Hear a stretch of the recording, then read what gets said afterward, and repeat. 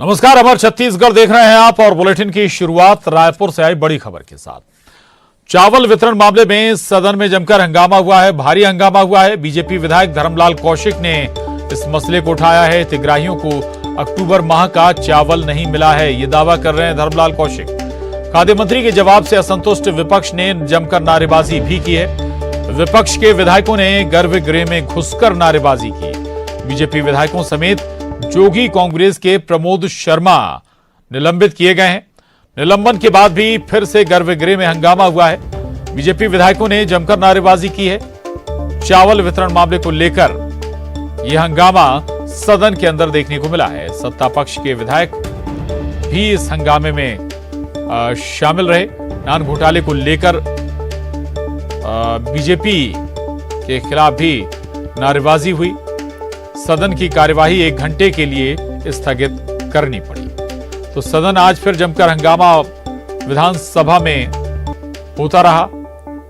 एक तरफ चावल वितरण को लेकर हंगामा हुआ तो दूसरी तरफ नान घोटाले को लेकर भी सत्ताधारी दल के विधायकों ने जमकर नारेबाजी की।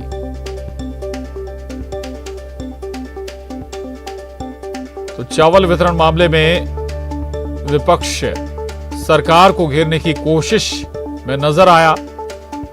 धर्मलाल कौशिक ने यह मसला उठाया था और आरोप लगाया कि हितग्राहियों को अक्टूबर माह का चावल अभी तक नहीं मिला है। खाद्य मंत्री के जवाब से असंतुष्ट विपक्ष ने जमकर विधानसभा में सदन में हंगामा किया, नारेबाजी की और विपक्ष के विधायकों ने गर्भगृह में घुसकर नारेबाजी की।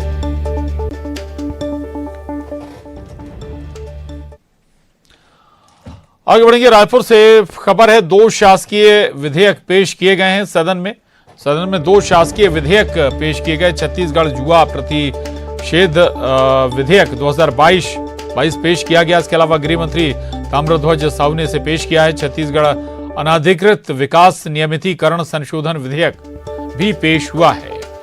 आवास और पर्यावरण मंत्री ने इसे पेश किया है। तो ये बड़ी खबर है छत्तीसगढ़ विधानसभा से जुड़ी हुई।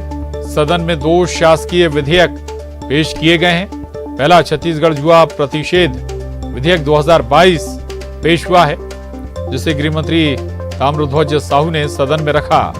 वहीं छत्तीसगढ़ अनाधिकृत विकास नियमितीकरण संशोधन विधेयक भी पेश किया गया और इस विधेयक को आवास और पर्यावरण मंत्री ने सदन में रखा है।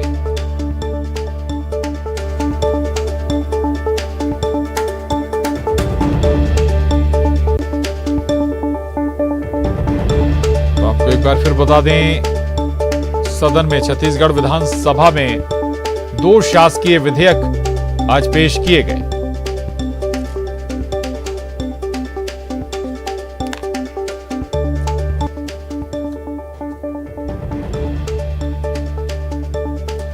और चावल वितरण पर मंत्री अमरजीत भगत क्या कुछ कहते हैं, सुनाते हैं आप।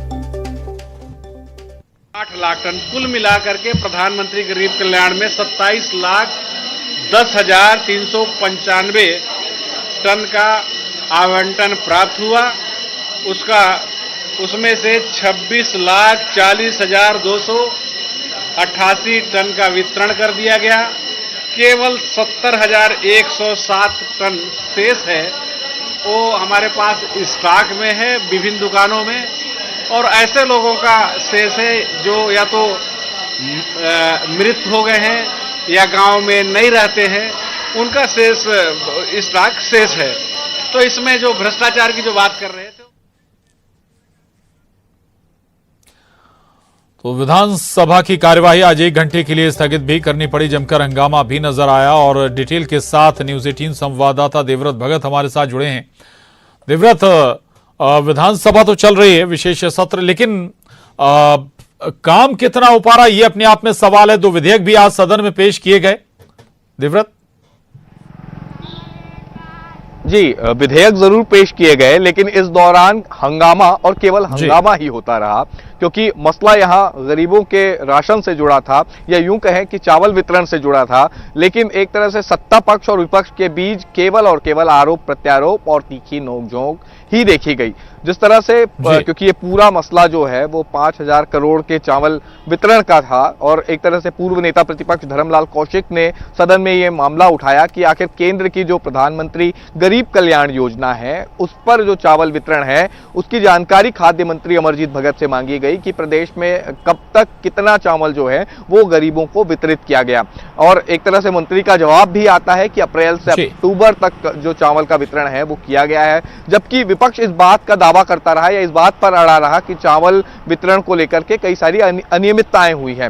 हालांकि इसको लेकर के कई बार आरोप प्रत्यारोप जरूर चलते रहे, लेकिन बड़ी बात यह तब हुई जब एक तरह से सीधे सदन में चर्चा के बजाय केवल और केवल हंगामा ही होता रहा। मसला गरीबों से जुड़ा हुआ है, चाहे वो केंद्र की योजना हो चाहे राज्य की योजना हो। अब जब आम जनता का मसला होता है तब माननीयों को यह होना चाहिए था कि इस पर कोई सार्थक चर्चा हो, और सदन में जब कोई मसला उठ रहा है तब इस पर गंभीरता भी जो है वो सदन में बैठे नेता दिखाएं। लेकिन इस तरह की कोई गंभीरता दिखाई नहीं दी, और खासकर विपक्ष की तरफ से लगातार यहां पर नारेबाजी की जा रही थी। और उसके बाद गर्भगृह में जाकर के जब नारेबाजी हुई तब विपक्ष के जो विधायक थे वो निलंबित हो गए, और उसके बाद सदन की कार्रवाई रोकनी पड़ी। 5 मिनट के लिए सदन की कार्रवाई को 10 मिनट के लिए सदन की कार्रवाई को स्थगित किया गया। लेकिन हंगामा यही नहीं थमा। 10 मिनट बाद जब फिर से सदन की कार्रवाई शुरू हुई, उसके बाद फिर एक बार जो विपक्ष के जितने नेता थे जिनका निलंबन समाप्त ही नहीं हुआ था वो एक बार फिर से गर्भगृह में घुसकर नारेबाजी करने लगे, और इसी बीच जो शासकीय विधेयक हैं वो सब पारित हुए।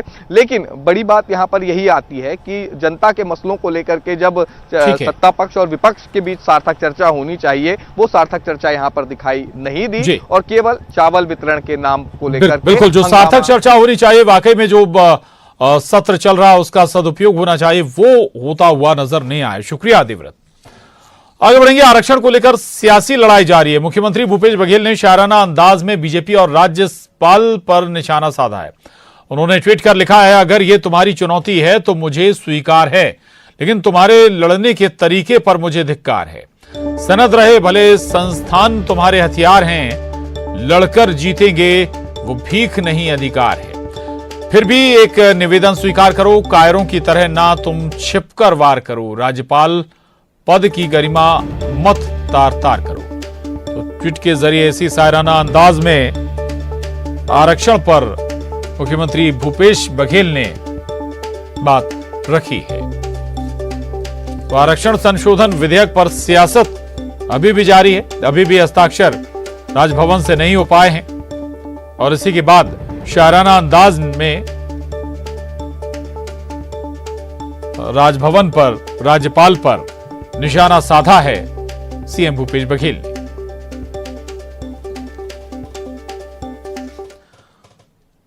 तो आरक्षण पर अब बीजेपी भी खुलकर मैदान में आ गई है। आरक्षण लागू करने की मांग को लेकर आज बीजेपी के विधायक, सांसद, नेता, कार्यकर्ता रायपुर के अंबेडकर चौक पर 2 बजे से धरना देंगे। नेता प्रतिपक्ष ने सरकार पर आरक्षण को लटकाने का आरोप लगाया है। उन्होंने सरकार से क्वांटिफाइबल डेटा आयोग की रिपोर्ट सार्वजनिक करने की मांग की है।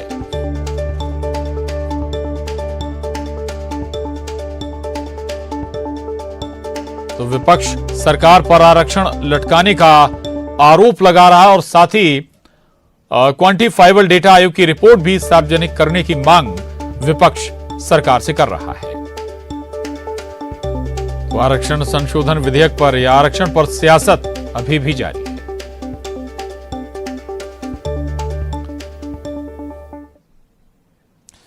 रायपुर से बड़ी खबर है। मंत्री कवासी लखमा ने बीजेपी पर निशाना साधा है। बीजेपी के आज के धरना प्रदर्शन पर निशाना साधा मंत्री कवासी लखमा ने। बीजेपी राजभवन को अखाड़ा न बनाए, लखमा का कहना है। ये कह रहे हैं कि राज्यपाल सज्जन आदिवासी महिला हैं, बीजेपी उनको दस्तखत नहीं करने दे रही है।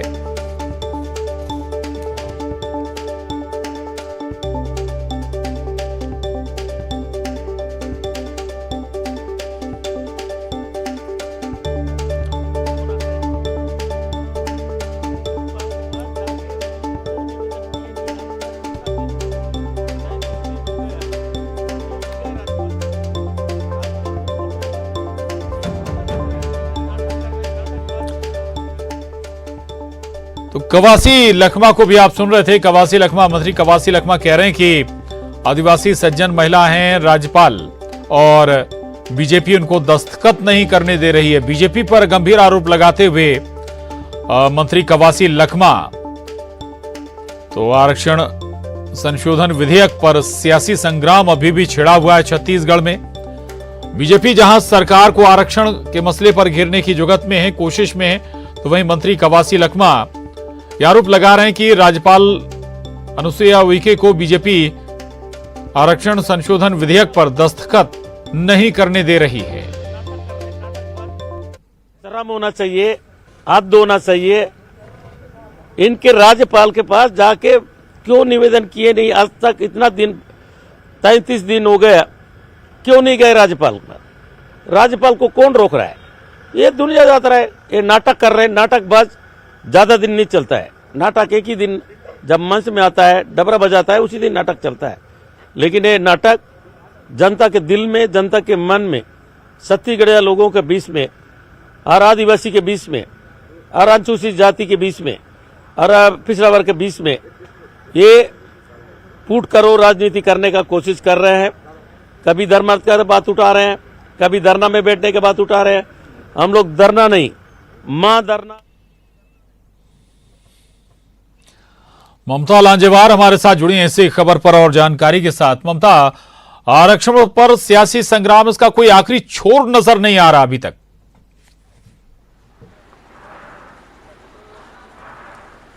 बिल्कुल देखिए, और आरक्षण संशोधन विधेयक जब तक राजभवन में है, या तो दस्तखत, उस मुख्यमंत्री भूपेश बघेल का कहना था कि 3 ही तरीके होते हैं, या तो राज्यपाल दस्तखत कर दे, या लौटा दे, या अनंत समय तक अपने पास रख दे। अब तीनों ही चीजों को लेकर स्थिति स्पष्ट नहीं हुई है। ये जरूर है कि दस्तखत नहीं हुए हैं, और इसी को लेकर जो है कल कांग्रेस के तमाम बड़े लीडर्स हैं, उन्होंने धरना दिया और करीबन 1 लाख लोगों के जुटने का दावा किया जा रहा था। बड़ी संख्या में लोगों को वहां पर लाया गया, हर विधानसभा से बसों में भरकर लोगों को वहां पर लाया गया, और उसी के जवाब में आज बीजेपी धरने पर बैठने वाली है। थोड़ी देर में बीजेपी के तमाम लीडर्स हैं वो अंबेडकर चौक में धरने पर बैठने वाले हैं। कांग्रेस के धरने के बाद में जो कैबिनेट मंत्री है वो राज्यपाल से मिलने के लिए गए हुए थे। हालांकि राज्यपाल ने उन्हें फिर से कहा कि क्वांटिफाइबल डाटा जो है वो उपलब्ध कराया जाए, और हालांकि अभी दस्तखत को लेकर कुछ नहीं कहा गया। और जाहिर तौर पर या तो दस्तखत होंगे या राज्यपाल लौटाएंगी। तो अगर ये दोनों ही परिस्थितियां होती है तो दूसरी बात होती है, लेकिन अगर राज्यपाल जब तक नहीं लौटाएगी, जाहिर तौर पर ये जो सियासत है वो लगातार जारी रहेगी, और लगातार राजभवन भी अब जो है वो राज्य सरकार के निशाने पर है। आज मुख्यमंत्री भूपेश बघेल ने जो ट्वीट किया, साफ साफ तौर पर बीजेपी पे तो निशाना साधा ही है, लेकिन राजभवन पर भी जो तीखा निशाना साधा है, क्योंकि उसमें लिखा है कि राजभवन, राज्यपाल की जो गरिमा है उसको तार तार मत करिए। तो जाहिर तौर पर वो राजभवन और राज्यपाल पर निशाना साधा था। जो संस्था का सहारा मत लीजिए, बीजेपी पर निशाना था। तो देखना ये होगा कि सियासत कहां पर आकर जो है वो खत्म होती है, और इस पर होता क्या है। दरअसल मुख्यमंत्री भूपेश बघेल जी बिल्कुल, चलिए, बहुत शुक्रिया आपका इस पूरी जानकारी के लिए ममता, धन्यवाद। और अब खबर मनेंद्रगढ़ से, जहां नेशनल हाईवे पर बने डिवाइडर पर कांग्रेस विधायक की पेंटिंग और जिंदाबाद के नारे पर बवाल मचा है। दरअसल हसदो पुल के दोनों तरफ पेंटिंग कर कांग्रेस विधायक विनय जायसवाल जिंदाबाद के नारे लिखे गए, जिस पर बीजेपी ने ऐतराज जताते हुए विरोध किया। इस दौरान कांग्रेस पार्षद और विधायक प्रतिनिधि के बीच जमकर बहस भी हुई। मौके पर पुलिस बल और मामले को शांत कराया गया।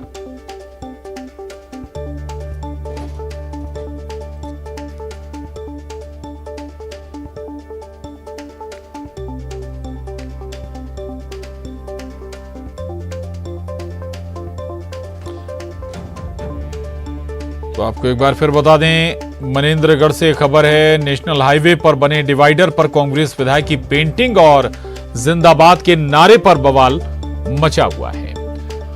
आपको बता दें कि हसदो पुल के दोनों तरफ पेंटिंग कर कांग्रेस विधायक विनय जायसवाल जिंदाबाद के नारे लिखे गए हैं, और इतना ही नहीं, जिस पर बीजेपी ने ऐतराज जताते हुए विरोध भी किया है। इस दौरान कांग्रेस पार्षद और विधायक प्रतिनिधि के बीच जमकर बहस भी हो गई।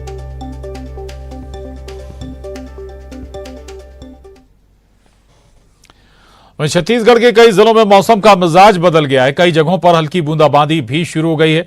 इधर मुंगेली में समस्या दोगुनी हो गई है। यहां धान खरीदी केंद्रों में धान को सुरक्षित रखने की बड़ी चुनौती है। बूंदाबांदी तो हो ही रही है, तेज बारिश की संभावना है।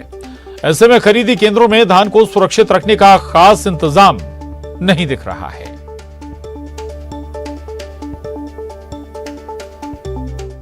भी मौसम ने करवट बदली है और सुबह से ही बादल छाए हुए हैं, साथ ही घना कोहरा भी छाया हुआ है, जिसके चलते लोगों को परेशानी हो रही है।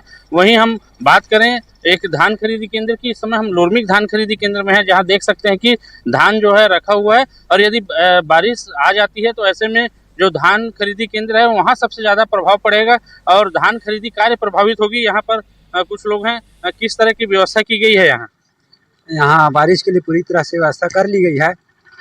हालांकि जो धान की यहाँ बफर लिमिट से दुगना है, जो मात्रा है जितना रहना था उससे बफर लिमिट से दुगना है, फिर भी व्यवस्था इतना है कि पूरा सभी स्टेट को ढक लिया गया है अच्छे से और थोड़ा बहुत नुकसान होने की संभावना रहती है फिर भी। तो आप देख सकते हैं जिस तरह प्रभारी बता रहे हैं कि बफर लिमिट से कहीं अधिक धान की आवक यहाँ है, जिसके चलते यदि बारिश आती है तो कहीं ना कहीं नुकसान होने की संभावना भी रहेगी। न्यूज़ 18 के लिए मुंगेली से प्रशांत शर्मा की रिपोर्ट। और रायपुर से बड़ी खबर है, प्रदेश में मौसम का मिजाज बदल रहा है। मौसम विभाग ने अलर्ट जारी किया है। 2 संभागों में कोल्ड डे की संभावना भी मौसम विभाग ने जताई है। रायपुर और दुर्ग संभाग के लिए चेतावनी जारी की गई है। लोगों से सावधानी बरतने की अपील भी मौसम विभाग की ओर से की गई है। तो प्रदेश में मौसम का मिजाज अचानक से बदल रहा है। 2 संभागों में कोल्ड डे की भी संभावनाएं जताई है मौसम विभाग ने। रायपुर और दुर्ग संभाग जहां कोल्ड डे हो सकता है और लोगों से अतिरिक्त सावधानी बरतने की अपील मौसम विभाग ने की है।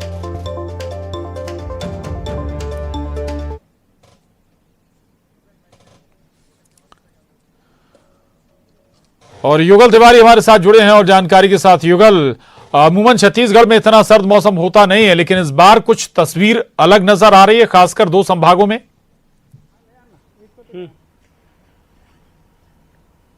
देखिए प्रशांत, हमारे बीच मौसम वैज्ञानिक एचपी चंद्रा सर मौजूद हैं। उन्हीं से सीधा बात करेंगे। आज शीत दिवस की संभावना है, किस तरह की मौसम आज रह सकती है? अभी फिलहाल चूंकि दक्षिण से यानी बंगाल की खाड़ी से अभी नमी युक्त और अपेक्षाकृत गर्म हवा का संगमन है, ठंडी हवा के होने के कारण से ये स्थिति बना हुआ है, जिसके कारण से आज स्थिति में ज्यादा परिवर्तन होने की संभावना नहीं है। केवल जो ड्रिजल हो रहा है, जो 2 जिले हैं कौन कौन से हैं जहां पे शीत दिवस के रूप में हो सकता है? अभी फिलहाल जो दुर्ग, रायपुर और राजनांदगांव में है, ये जो जिले हैं यहाँ पर के मुख्य रूप से शीत दिवस जैसी स्थिति है वो बना हुआ है। रायपुर का है 18.4 डिग्री सेल्सियस दोपहर। ठीक जी, बिल्कुल बिल्कुल। चलिए, बहुत शुक्रिया युगल आपका इस पूरी जानकारी के लिए, धन्यवाद। आगे बढ़ेंगे। पेंड्रा से बड़ी खबर है, झिरना पोंडी गांव में सफेद भालू देखा गया है। काले भालू के साथ सफेद भालू नजर आया है। मरवाही के झिरना पोंडी में ये सफेद भालू नजर आया। 3 महीने में दूसरी बार ये सफेद भालू देखा गया है।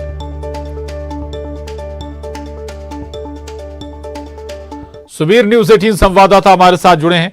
सुबीर, सफेद भालू एक बार फिर नजर आया है। पिछले अगर हम कुछ वक्त का जिक्र करें, ये कोई संख्या, इनकी कोई गणना क्या बता रहा है वन विभाग? जी बताना चाहूंगा कि ये इसकी जनसंख्या या गणना को लेकर वन विभाग के पास किसी भी तरह का रिकॉर्ड नहीं है। वैसे यह मरवाही वन मंडल के जंगलों में लंबे समय के बाद ही दिखा है।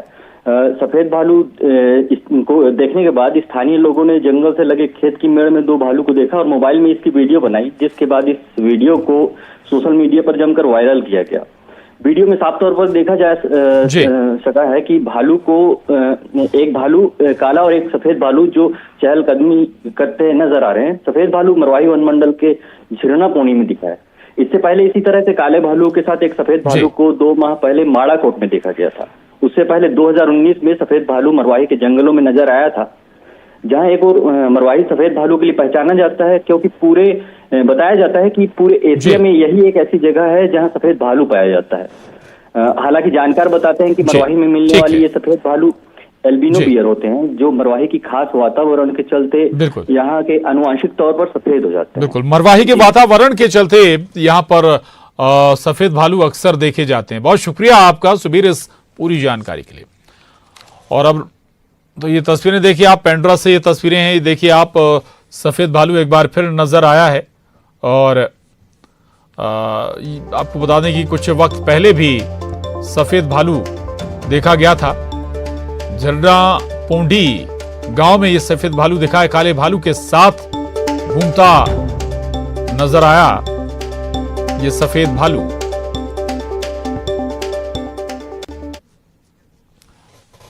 तो ये सफेद भालू की तस्वीरें हम आपको दिखा रहे थे। और सफेद भालू एक बार फिर कुछ वक्त बाद यहां पर देखने को मिला है।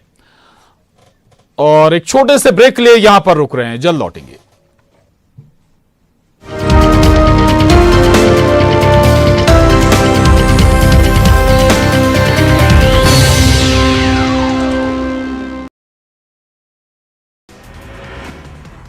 बीजेपी नेताओं ने दी गिरफ्तारी, नारायणपुर जाने की जिद पर